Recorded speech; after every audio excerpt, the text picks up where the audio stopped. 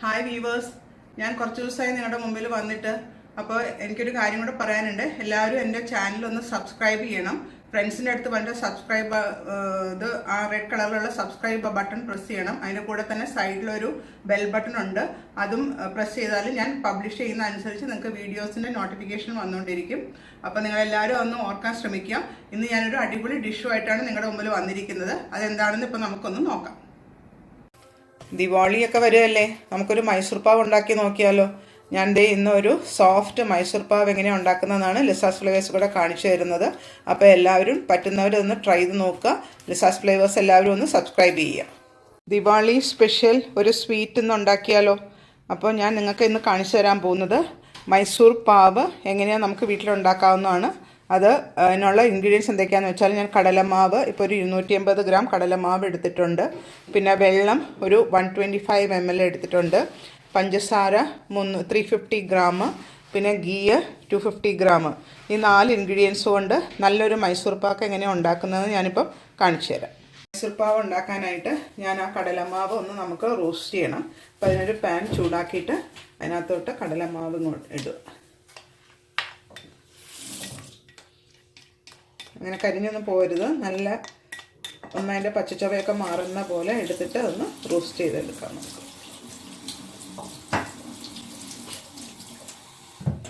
ഇത് റോസ്റ്റ് ചെയ്തിട്ട് ഇവിടെ ഞാൻ ഒരു അരിപ്പ വെച്ചിട്ടുണ്ട്, അതിനകത്തോട്ട് അത് ഇട്ടിട്ട് ഒന്ന് അരിച്ചു എടുക്കണം. അതാണ് ഫസ്റ്റ് പ്രോസസ്സ്. അപ്പോൾ ഇതൊന്ന് റോസ്റ്റായി വരട്ടെ. ചെറിയ തീയിൽ മീഡിയം ഹീറ്റിലിട്ട് ഇത് റോസ്റ്റായി വരുന്നുണ്ട്. എല്ലാവരും ലിസാസ് ഫ്ലേവേഴ്സ് സബ്സ്ക്രൈബ് ചെയ്യണം. അതിൻ്റെ നോട്ടിഫിക്കേഷൻ ബെല്ലും ഒന്ന് പ്രസ് ചെയ്യണം. അപ്പോൾ നിങ്ങൾക്ക് നോട്ടിഫിക്കേഷൻസ് കിട്ടും. അതനുസരിച്ചിട്ട് എൻ്റെ റെസിപ്പീസ് നിങ്ങൾക്ക് കാണുകയും ചെയ്യാം, ഉണ്ടാക്കി ട്രൈ ചെയ്യുകയും ചെയ്യാം. ഇപ്പോൾ കടലമാവ് ഇതേ പകുതി ഒന്ന് റോസ്റ്റ് ആയിട്ടുണ്ട്. അതിൻ്റെ ഒരു റോ സ്മെല്ല് അങ്ങ് മാറിയാൽ മതി, അത്രയും നോക്കിയാൽ മതി. അതങ്ങ് ബ്രൗൺ ഒന്നും ആവാൻ വെയിറ്റ് ചെയ്യേണ്ട. അതിൻ്റെ ഒരു പച്ചച്ചവ മാറിക്കഴിയുമ്പം നമുക്കതിനെ ഒന്ന് അരിച്ചെടുക്കാം. അത് കഴിഞ്ഞിട്ടുള്ള പ്രോസസ്സ് എന്താണെന്ന് ഇപ്പോൾ പറഞ്ഞുതരാം. ഇപ്പോൾ നമ്മൾ ആ വറുത്ത കടലമാവ് ഒന്ന് സ്ട്രെയിനറിലിട്ട് നന്നായിട്ടൊന്ന് സ്ട്രെയിൻ ചെയ്ത് എടുക്കുക. ഒട്ടും കട്ട പാടില്ല. അത് ശരിക്കും ശ്രദ്ധിക്കണം, എന്നാലേ ആ മൈസൂർ പാവിന് നല്ല ടെക്സ്ചറൊക്കെ കിട്ടുകയുള്ളൂ. നമുക്കത് നന്നായിട്ട് നല്ല ഫൈൻ പൗഡറായിട്ട് സ്ട്രെയിൻ ചെയ്തെടുക്കാം. കടലമാവ് വറുത്ത് സ്ട്രെയിൻ ചെയ്തെടുത്തു. പിന്നെ ആ നെയ്യ് അതൊന്ന് ഉരുക്കിയെടുക്കണം. അപ്പോൾ അതിന് ഞാനതൊന്ന് ഉരുക്കാനായിട്ട് അടുപ്പത്ത് വെച്ചിട്ടുണ്ട്. നെയ്യ് മെൽറ്റായി കഴിഞ്ഞിട്ട് നമുക്ക് ഇതിൻ്റെ ഷുഗർ സിറപ്പ് ഉണ്ടാക്കുന്നത് എങ്ങനെയാണെന്ന് ഇപ്പോൾ കാണിച്ചു തരാം. ഇതൊന്ന് ജസ്റ്റ് ഒന്ന് മെൽറ്റായാൽ മതി, തിളയ്ക്കൊന്നും വേണ്ട. അത് കഴിയുമ്പോൾ അതിനെ അടുപ്പത്തൊന്നങ്ങ് മാറ്റിയിട്ട് ഷുഗർ സിറപ്പ് ഉണ്ടാക്കാനായിട്ടുള്ള പാൻ അടുപ്പത്ത് വെക്കാം. ഷുഗർ സിറപ്പ് ഉണ്ടാക്കാനായിട്ട് നമ്മൾ അളന്ന് വെച്ച വെള്ളം ഒഴിച്ചു. അതിനകത്തോട്ട് നമ്മൾ അളന്ന് വെച്ച പഞ്ചസാരയും കൂടെ ആഡ് ചെയ്യാം. ആഡ് ചെയ്ത് കഴിഞ്ഞിട്ട് നന്നായിട്ട് മിക്സ് ചെയ്തിട്ട് അതൊരു ഒരു നൂൽ പരുവാവുന്നവരെ ഇതിനെ തിളപ്പിക്കണം. അതൊന്ന് തിളച്ച് 1 സ്ട്രിങ് കൺസിസ്റ്റൻസി ആകുമ്പോഴാണ് ബാക്കി ഇൻഗ്രീഡിയൻസ് ഇതിനകത്തോട്ട് ആഡ് ചെയ്യേണ്ടത്. ഇതാണ് ഒറ്റനൂൽ പരുവം. നമ്മളിങ്ങനെ വേണം നമ്മുടെ ഷുഗർ സിറപ്പിൻ്റെ കൺസിസ്റ്റൻസി. ലഡു കൺസിസ്റ്റൻസിയിൽ നമ്മൾ ഷുഗർ സിറപ്പ് റെഡിയായി. അതിനകത്തോട്ട് നമ്മൾ ആ വറുത്ത് സ്ട്രെയിൻ ചെയ്ത് വെച്ച കടലമാവ് ആഡ് ചെയ്യുക. എന്നിട്ട് വേണ്ട അടുപ്പത്തൊന്ന് മാറ്റിയിട്ടാണ് ആഡ് ചെയ്തത്.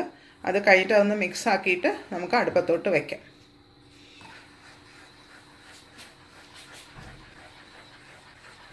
ആ ഷുഗർ സിറപ്പിൽ ആ കടലമാവെല്ലാം ഇങ്ങനെ മിക്സായി വരുന്നുണ്ട്. നന്നായിട്ട് മിക്സായി കഴിഞ്ഞിട്ട് വേണം അടുപ്പത്തോട്ട് വെച്ചിട്ട് ബാക്കി നെയ്യൊക്കെ ഇതിനകത്തോട്ട് ഇടയ്ക്ക് ആഡ് ചെയ്യാൻ. അത് വിസ്ക് വെച്ചൊന്ന് ചെയ്യുന്നതാണ് ഏറ്റവും നല്ലത്. അപ്പോൾ അതെല്ലാം ഈസി ആയിട്ട് മിക്സായി കിട്ടിക്കോളൂ അതിനകത്ത്. അതിൻ്റെ ടെമ്പറേച്ചർ കറക്റ്റായിട്ട് വന്നാലാണ് ആ കറക്റ്റ് ടെക്സ്ചർ നമുക്ക് മൈസൂർ പാവിന് കിട്ടുള്ളൂ. അതുകൊണ്ടാണ് അടുപ്പത്ത് വെച്ച് ചെയ്യുമ്പോൾ അതങ്ങ് ഓവർ കുക്കായി പോവും. അതുകൊണ്ടാണ് അടുപ്പത്തൊന്ന് മാറ്റിയിട്ട് ഇത് നമ്മൾ ഷുഗർ സിറപ്പിലോട്ട് ആ അരിച്ച കടലമാവ് ആഡ് ചെയ്ത് വിസ്ക് ചെയ്തിട്ട് നന്നായിട്ട് മിക്സ് ചെയ്തെടുക്കുക. ഇനി നമുക്കതിനെ അടുപ്പത്ത് വെച്ചിട്ട് ഇനി ബാക്കി മിക്സിങ്ങും കൂടെ ചെയ്യാം.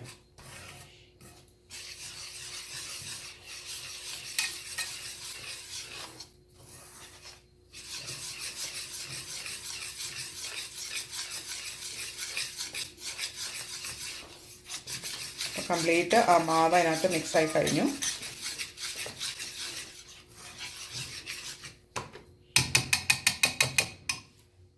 അതിനകത്തോട്ട് നമ്മളതെല്ലാം മിക്സ് ചെയ്ത് കഴിഞ്ഞു. അടുപ്പത്ത് വെച്ചു തിരിച്ച പാന്. അത് കഴിഞ്ഞിട്ട് കുറേശ്ശെ നെയ്യ് ഒഴിച്ച് കൊടുത്തിട്ട് ഇളക്കിക്കൊണ്ടിരിക്കണം. കുറേശ്ശെ വേണം നെയ്യ് ആഡ് ചെയ്യാനായിട്ട്. ഇപ്പം 2-3 സ്പൂൺ ഇപ്പോൾ ആഡ് ചെയ്തു. നമ്മൾ ഓൾറെഡി ഗീ മെൽറ്റ് ചെയ്ത് വെച്ചേക്കുന്നതാണ്.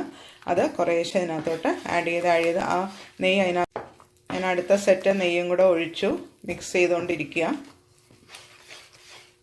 അങ്ങനെ കുറേശ്ശെ ആഡ് ചെയ്തിട്ട് ഫുൾ ഗീയും നമുക്കിതിനകത്ത് നമ്മുടെ മൈസൂർ പാവ് ഇവിടെ റെഡി ആയിക്കൊണ്ടിരിപ്പുണ്ട്. ഞാനപ്പോൾ ഇവിടെ ഒരു ട്രെയിൽ കുറച്ച് നെയ്യ് പരട്ട് റെഡിയാക്കി വെച്ചിട്ടുണ്ട്. അത് ആയി കഴിയുമ്പം ഈ ട്രെയിൽ വെച്ചിട്ട് ആറിയിട്ട് വേണം നമുക്കിത് മുറിച്ചെടുക്കാനായിട്ട്. അതൊരു നെയ്യ് പരട്ടി തന്നെ വെക്കണം, അപ്പോഴാണ് അതിൻ്റെ ടേസ്റ്റൊക്കെ കറക്റ്റ്. മൈസൂർ പാവിൻ്റെ ഫൈനൽ സ്റ്റേജ് ആയിട്ടുണ്ട്. ഇപ്പോൾ നിങ്ങൾക്ക് കാണാം, നമ്മളിങ്ങനെ സ്പൂൺ കൊണ്ട് ഇളക്കുമ്പോൾ ആ പാനിൽ നിന്ന് ഇങ്ങനെ വിട്ട് വരുന്നുണ്ട്. അതിങ്ങനെ ഒരു റൗണ്ട് ബോൾ പോലത്തെ ഷേപ്പിൽ വിട്ട് വരുന്നുണ്ട്. ഇതാണ് അതിൻ്റെ കറക്റ്റ് കൺസിസ്റ്റൻസി. ഇത് ഇനി ഞാനിത് അടുപ്പത്തുനിന്ന് മാറ്റി ആ ട്രെയിലോട്ടൊന്ന് ഒഴിച്ച് നമുക്കതിനെ ഒന്ന് ഫ്ലാറ്റൻ ചെയ്തെടുത്തിട്ട് ആറാൻ വയ്ക്കാം. ഇപ്പം നമ്മൾ ആ ട്രെയിലോട്ട് അതെല്ലാം നിരത്തും.